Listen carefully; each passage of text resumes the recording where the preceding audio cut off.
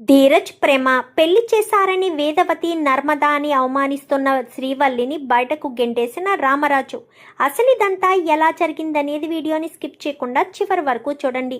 ఇల్లు ఇలాలు పిల్లలు అప్కమింగ్ ఎపిసోడ్స్లో ఏం జరగబోతుందో ముందుగా తెలుసుకోవాలి అనుకుంటే వీడియోని లైక్ చేసి ఛానల్ని సబ్స్క్రైబ్ చేసుకుని పక్కనే ఉన్న బెల్ సింబల్లో ఆల్ పై క్లిక్ చేయండి. వల్లి నిజస్వరూపం రామరాజు తెలుసుకోవాలి అని మీరు కూడా కోరుకుంటే కామెంట్లో ఎస్ అని టైప్ చేయండి. ఇంకా నర్మదా, ప్రేమ, ధీరజు, బుజ్జమ్మ వీళ్ళ నలుగురు కూడా ప్రేమకు ధీరజ్కు అసలు ఎలాంటి పరిస్థితుల్లో పెళ్లి చేశాము, ఆ సమయంలో ఒకరంటే ఒకరు పెళ్లి చేసుకోమని ఒకరంటే ఒకరికి అసహ్యం అన్నట్టు ఎలా మాట్లాడారు నర్మదా.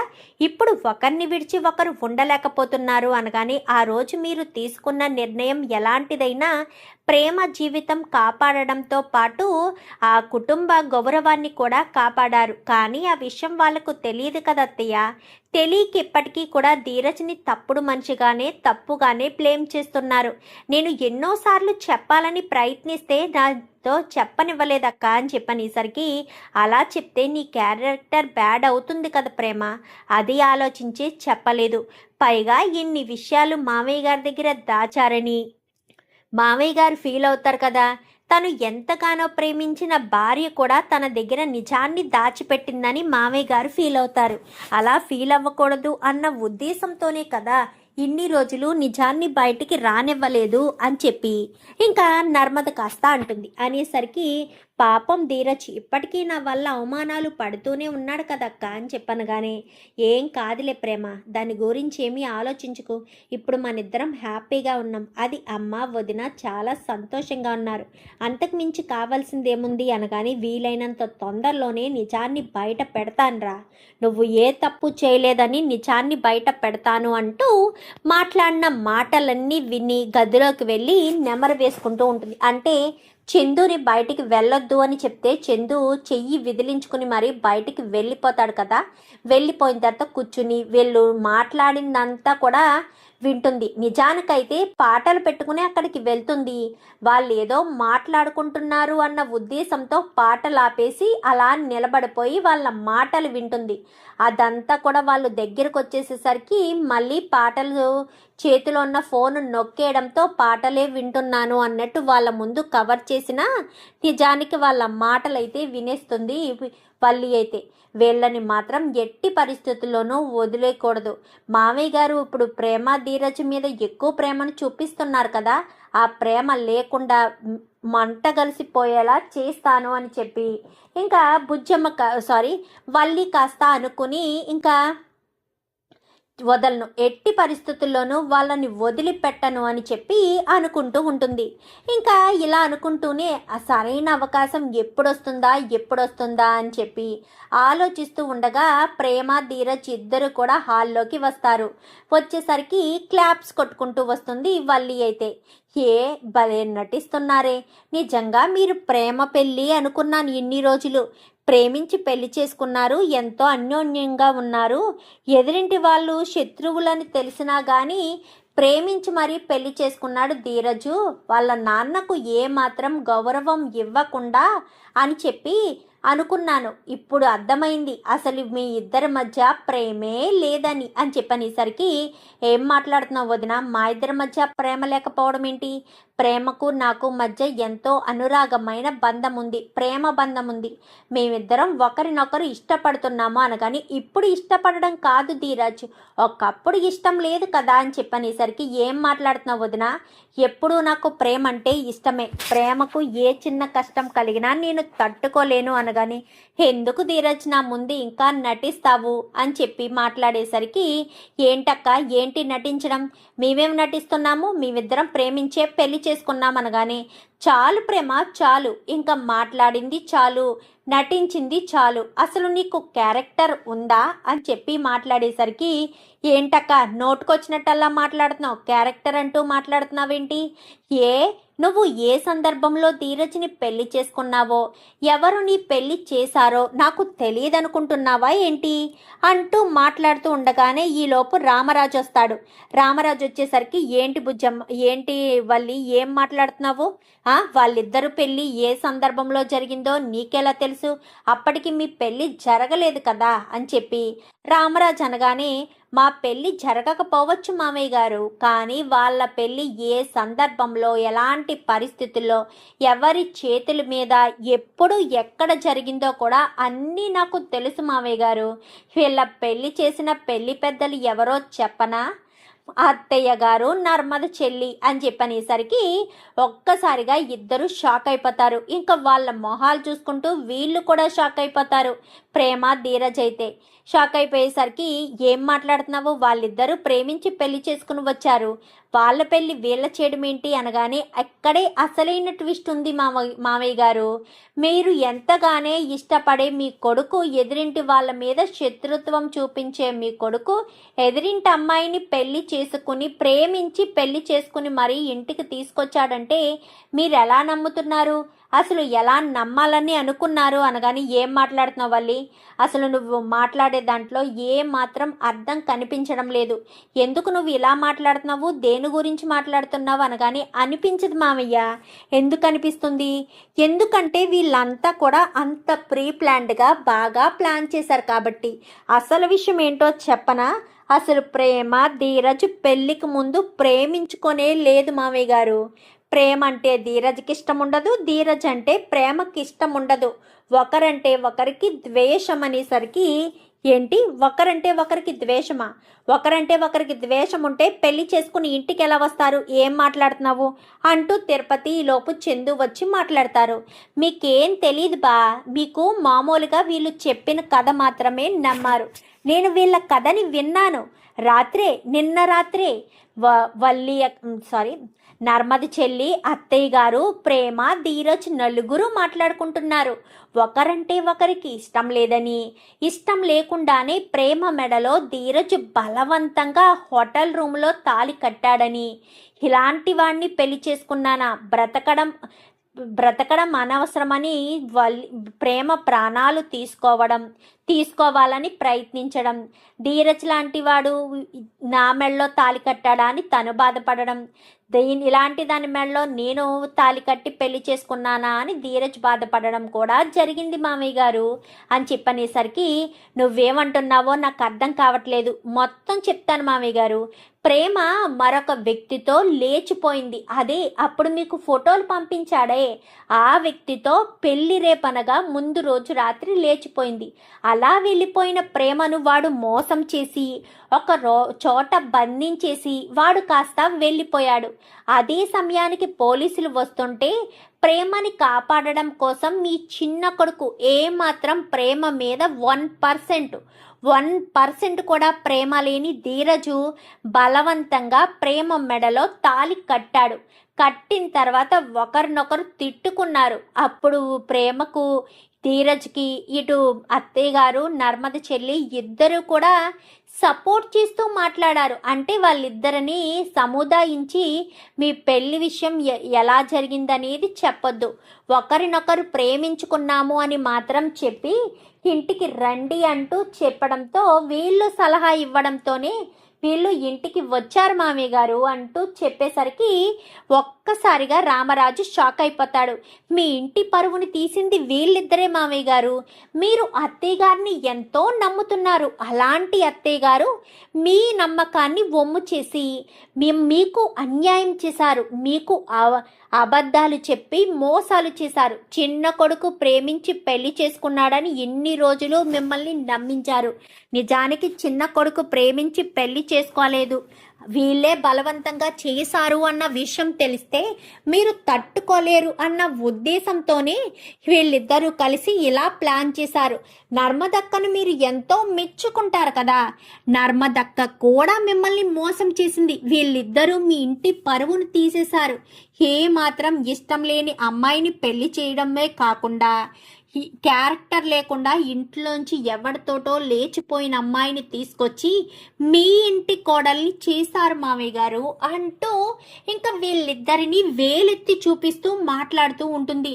అది కాదండి అనగానే అసలు ఏం జరిగింది బుజ్జమ్మ, ఏంటి వల్లి చెప్పేదంతా నిజమేనా అనగానే నిజమే మామయ్య గారు, కానీ అలా జరిగింది కాదు, అసలు ఏం జరిగింది అనేది అనగానే నువ్వు ఉండు నర్మదా. బుజ్జమ్మ అసలు ఏం జరిగింది, అసలు ప్రేమ ధీరజ్ ఇద్దరు ప్రేమించి పెళ్లి చేసుకున్నారా లేక నార్మల్ గానే పెళ్లి చేసుకున్నారా, ఈ వల్లి మీ మీద నింద వేసినట్టుగా అలానే పెళ్లి చేసుకున్నారా అని చెప్పనేసరికి చెప్తానండి, అన్నీ చెప్తాను, ఇన్ని రోజులుగా నా మనసులోనే దాచుకున్నాను, మీకు చెప్తే మీరు తట్టుకోలేరు అన్న ఒకే ఒక్క కారణమే తప్ప మిమ్మల్ని మోసం చేయాలన్న ఆలోచన అయితే నాకు లేదు. అందుకే ఈరోజు క్లియర్గా చెప్తున్నాను, నిజానికి ప్రేమ ధీరజ్ ఇద్దరు ప్రేమించి పెళ్లి చేసుకోలేదండి, కానీ వాళ్ళిద్దరూ ఒకరంటే ఒకరు ఇప్పుడు ఇష్టపడుతున్నారు. ప్రేమ ఇంట్లోంచి పారిపోయి ఒకడి చేతిలో మోసపోయి ప్రాణాలు తీసుకుంటున్న సమయంలో ధీరజు ఆ అమ్మాయి పరువుని, ఒక అమ్మాయి జీవితాన్ని, ఒక ఇంటి పరువుని కాపాడడానికే తన మెడలో తాళి కట్టాడు. మీ కొడుకు ఆ ఇంటి గౌరవాన్ని కాపాడాడండి అని చెప్పనేసరికి ఒక్కసారిగా రామరాజు షాక్ అయిపోతాడు. నిజమా నువ్వు చెప్పేది అనగానే అవును అనేసరికి చూసారా మావయ్య గారు నిజాలు ఎలా బయటికి వచ్చాయో, వీళ్ళిద్దరే మీ ఇంటి పరువును తీసేశారు, వీళ్ళిద్దరే మిమ్మల్ని మోసం చేశారు, వీళ్ళిద్దరికి పెళ్లి చేశారు, ఆ విషయం మీ దగ్గర దాచిపెట్టి మిమ్మల్ని నిలువున ముంచేశారు, మీ శత్రువైన వాళ్ళ పిల్లని తీసుకొచ్చి ఇంట్లో పెట్టడం వల్ల మీకు అడుగడుగున అవమానాలే ఎదురయ్యాయి అంటూ చెప్పడంతో రామరాజు వల్లి చెంప పగలగొడతాడు. ఇందులో తప్పేముంది, ఇందులో తప్పేముంది, నా చిన్న కొడుకు ఒక ఆడపిల్ల జీవితాన్ని కాపాడాడు, ఒక ఆడపిల్ల పరువు పోతుంటే కాపాడాడు, ఒక ఆడపిల్ల కుటుంబాన్ని మొత్తం కాపాడాడు. ఆ రోజు వాడు కట్టిన తాళి, వాడు ధైర్యం చేసి కట్టిన తాళి వల్ల ఒక కుటుంబం బాగుపడింది. వాళ్ళకి గొప్పతనం తెలియచ్చు తెలియకపోవచ్చు, కానీ నా కొడుకైతే మంచి పని చేశారు కదా. ఒక ఆడపిల్ల మీద నింద పడకుండా ఆ ఆడపిల్ల తన జీవితాన్ని నిలబెట్టుకోవడానికి మా ధీరజ్ సహాయపడ్డాడు. ఇంత మంచి పని చేస్తే నా కొడుకు తప్పు చేశాడు అంటూ వేలెత్తి చూపిస్తావేంటి, నా భార్య నా కోడలు తప్పు చేశారు అంటూ వాళ్ళని నిందిస్తావేంటి అనగానే తనకు నిందించడమే వచ్చు నాన్న, ఎందుకంటే తప్పుల మీద తప్పులు చేసేది తను కదా, అందుకని ఎదుటి వాళ్ళు చేసింది ఏదైనా సరే వేలెత్తి చూపించి వాళ్ళని దోషులుగా నీ ముందు నిలబెట్టడం తన పని. వాళ్ళమ్మ అది చెప్పి పంపించుంటుంది అని చెప్పనేసరికి ఏం మాట్లాడుతున్నావు పెద్దోడా అని చెప్పాను. కానీ అవును నాన్న, ఎందుకంటే వల్లికి వాళ్ళ మీద వీళ్ళకి, వీళ్ళ మీద వాళ్ళకి చాడీలు చెప్పడం ఇష్టం కదా.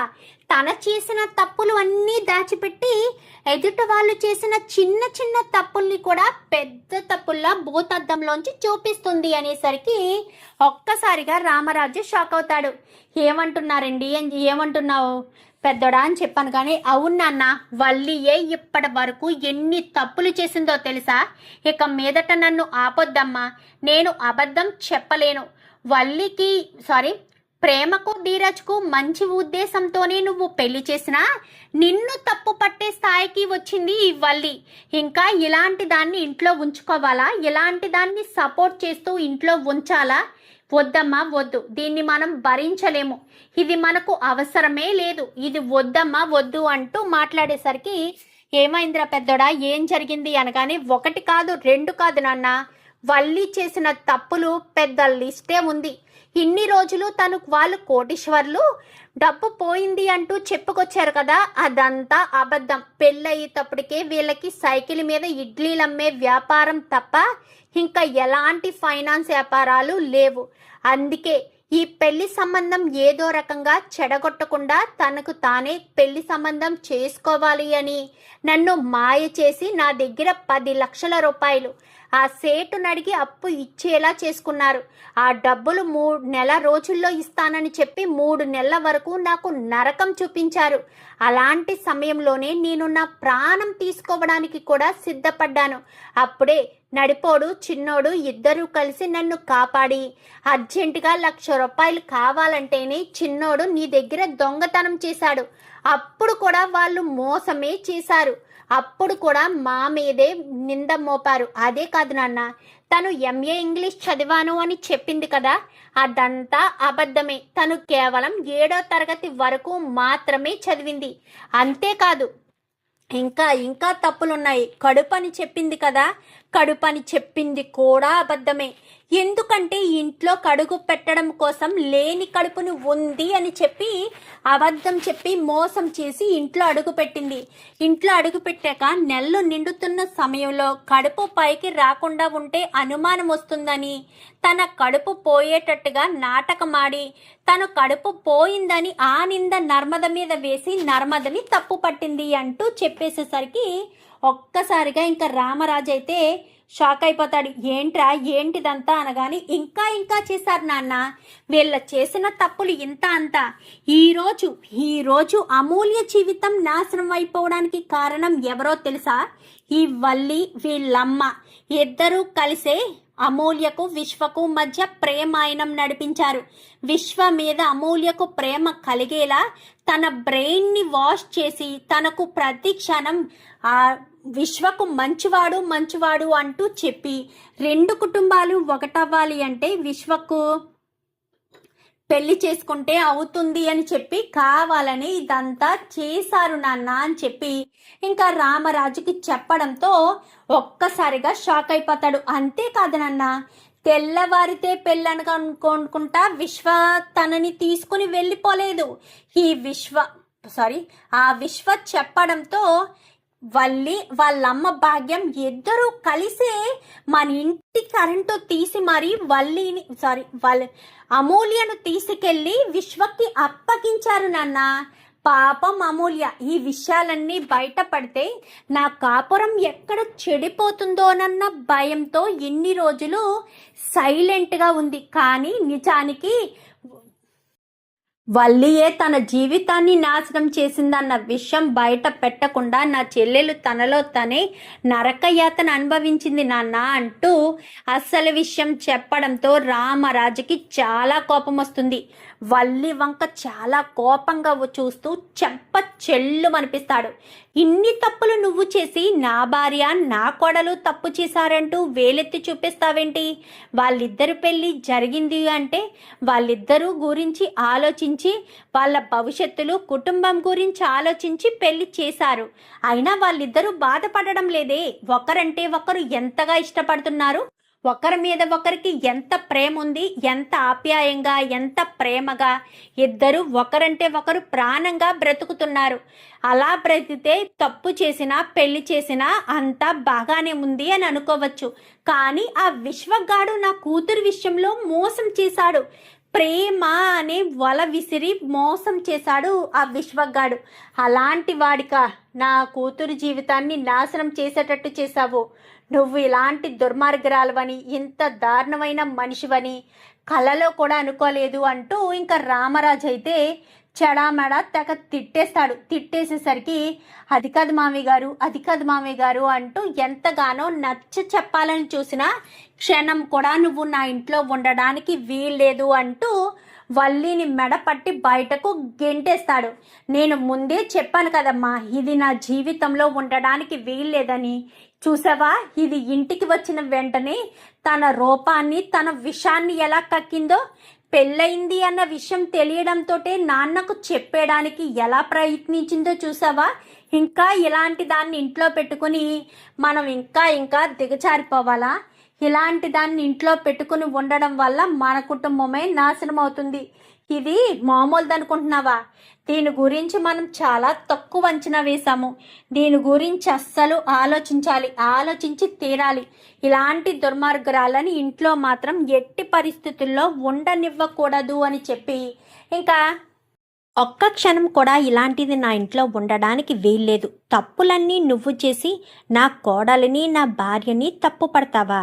పైగా వాళ్ళిద్దరి పెళ్ళి చేసేయడం పెద్ద నేరం అన్నట్టు మాట్లాడతావా? నా పెంపకం ఎప్పటికీ చెడ్డ కాదు. నా పెంపకం చాలా గొప్పగా ఉంది. నా కొడుకు కోడలు ఒకరినొకరు ఇష్టం లేకుండా పెళ్లి చేసుకున్నా కానీ ఒకరి మీద ఒకరు ఇప్పుడు ఎంతో ప్రేమను పెంచుకున్నారు. కానీ నిన్ను ఎంతో ఇష్టపడ్డ నా కొడుకు, ఎంతో ప్రేమించిన నా కొడుకు ఇప్పుడు ఈరోజు నా కొడుకు నమ్మకాన్ని మోసం చేసి నా కొడుకుని ఎంతో మోసం చేశావు. కుట్రలు కుతంత్రాలతో ఈ కుటుంబాన్ని ఏం చేద్దామని ఇంతవరకు తీసుకొచ్చావు. నువ్వు కడుపుతో ఉన్నావు అనగానే ఎంతో సంతోషపడిపోయాను. నా ఇంటికి 3వ తరం వారసులు వస్తున్నారు అని సంబరపడిపోయాను.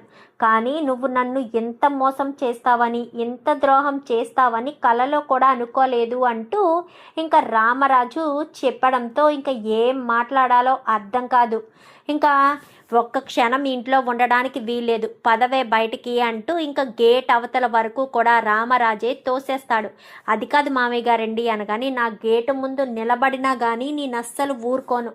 నువ్వు చేసిన తప్పులు 1, 2 ఇంకా నిన్ను భరించడానికి, నిన్ను నా ఇంట్లోకి తీసుకొచ్చి పెట్టడానికి, నీలాంటి దానికి నా ఇంట్లో స్థానం లేదు, వెళ్ళిక్కడి నుంచి అంటూ రామరాజు గేట్ బయటికి కూడా గెంటేసి తలుపులేసి లోపలికి వచ్చేస్తాడు. ఎందుకు బుజ్జమ్మ ఇలాంటి వాళ్ళ నుండి నేను వినాల్సిన పరిస్థితి తీసుకొచ్చావు? ఇలా చేసిన తర్వాత నువ్వే ఒక మాట చెప్పుంటే సరిపోయేది కదా అనగాని, నేనే చెప్దామనుకున్నానండి, కానీ చెప్తే మీరు ఎలా తీసుకుంటారో. పైగా ఆ కుటుంబం అంటే మీకు కోపం ఉంది. వాళ్ళు ప్రతి క్షణం అడుగడుగునా మీకు అవమానాలే కలిగిస్తున్నారు. అలాంటి వాళ్ళు ఇంటి బిడ్డను నా తీసుకొచ్చి ఇంటి కోడలుగా చేశాను అంటే మీరు తట్టుకోలేరు అన్న ఒకే ఒక్క కారణం చేతే నేను ఇలా చేయాల్సిన పరిస్థితి వచ్చింది అంటూ మాట్లాడేసరికి చెప్పలేకపోయానండి, భయం వేసిందండి, అందుకే చెప్పలేకపోయాను, అంతే తప్ప మిమ్మల్ని మోసం చేయాలన్న ఆలోచన నాకు లేదండి అనేసరికి, సరే జరిగిందేదో జరిగిపోయింది, ఇక మీదటి ఏదైనా ఉంటే నాకు చెప్పండి మామయ్య గారు అని చెప్పాను. కానీ చూడు ప్రేమ, నువ్వు గతంలో తప్పు చేసినా నా కొడుకు నీ మెడలో తాళి కట్టాక నువ్వు నా ఇంటి కోడలి అయిపోయావు. ఇంకా నీ గురించి నేను గతాన్ని గురించి ఆలోచించను. ఇప్పుడు ప్రజెంట్ మీ ఇద్దరూ ఒకరి కోసం ఒకరు బ్రతుకుతున్నారు. అలాగే ఉండండి, ఎవరి దిష్టి మీ మీద పడకుండా మీరిద్దరూ సంతోషంగా ఉండండి అంటూ మాట్లాడేసరికి ఇద్దరు కూడా రామరాజు కాళ్ళ మీద పడి నన్ను క్షమించండి నాన్న అంటూ మాట్లాడడంతో, నువ్వేం తప్పు చేసావరా? నా చిన్న కొడుకు నా పెంపకం తప్పు జరిగింది అని ఎందుకు అనుకుంటాను? నువ్వు ఎప్పటికీ ఏ తప్పు చెయ్యవు. ఒక ఆడపిల్ల జీవితాన్ని, ఆడపిల్ల కుటుంబాన్ని కాపాడావు. అది శత్రు కుటుంబమైనా కావచ్చు, శత్రువు కూతురు అయినా కావచ్చు. ఆడపిల్ల ఆడపిల్లే. ఆడపిల్ల పరువు పోతే ఇప్పుడు ఈరోజు నా కూతురు పరిస్థితి ఎలా ఉంది? అలాంటి పరిస్థితి మరొక ఆడకూతురికి రాకుండా నువ్వు కాపాడావు అని చెప్పి ఇంకా రామరాజు అయితే ధీరజ్ని మెచ్చుకుంటాడు. ఇద్దరు కూడా లోపలికి వెళ్ళిపోతారు. ఆ రోజు వినలేదు అని అనుకున్నాం కదా అత్తయ్య అని చెప్పాను, కానీ వల్లి చాలా జాదు. వల్లిని మాత్రం ఎట్టి పరిస్థితుల్లో వదిలిపెట్టకూడదు అనగాని, మరి కోర్టు అది ఇది అంటుంది. అంతవరకు వస్తే చూసుకుందాంలే నర్మదా, మన ఇంట్లో వాళ్ళు ఇంతమంది ఉన్నారు. గృహహింస చట్టం కింద కేసు పెడితే అప్పుడు ఏం చేయాలో అదే చూద్దాం అనగానే, కరెక్టే, మనం మీద కేసు పెట్టారనుకోండి, మనము ఏం చేసినా మన మాట నమ్మరేమో కదా, మనం తప్పు చెప్తున్నాము, అబద్ధం చెప్తున్నాము అని అంటారు కదా. పైగా ఎదిరింటి వాళ్ళని సాక్ష్యానికి పిలిస్తే మాత్రం మనం అడ్డంగా బుక్ అయిపోతాం అత్తయ్య అని చెప్పనేసరికి, నువ్వు చెప్పింది నిజమే, అడ్డంగా బుక్ అయిపోతామన్న మాట నిజమే, కానీ ఏం చేయాలో తెలీదు. మనం ఏదొకటి చేసి ఆలోచన చేసి చూద్దాము, ఏం జరుగుతుందో అంతా భగవంతుడే చూసుకుంటాడు అనేసరికి వల్లి సైలెంట్గానే వెళ్ళిపోతుందంటారా అని చెప్పాను. కానీ వెళ్ళకపోతే ఏం చేస్తుంది?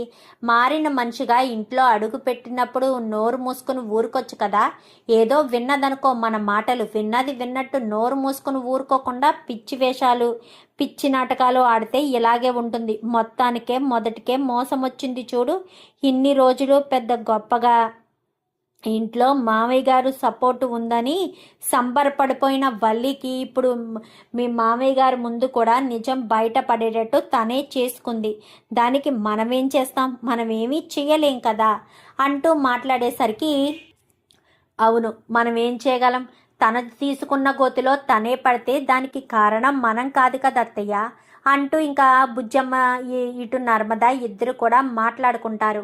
చూద్దాం మరి రాబోయే ఎపిసోడ్స్లో ఇలాగే జరిగి వల్లి తను చేసిన తప్పుల్ని చందు బయట పెట్టేయాలని, చందు తన మనసులో ఎంతో క్షోభను అనుభవిస్తున్నాడు కాబట్టి ఆ బరువును తగ్గించుకోవాలంటే వల్లిని ఇంట్లోంచి బయటికి పంపించేయడం ఒకటే మార్గం కాబట్టి చందు లాంటి మనస్తత్వం ఉన్న వాళ్ళకి ఇంకా ఇంకా కష్టం కలగకూడదనుకుంటే వెంటనే కామెంట్లో ఎస్ అని టైప్ చేయండి. Thank you for watching.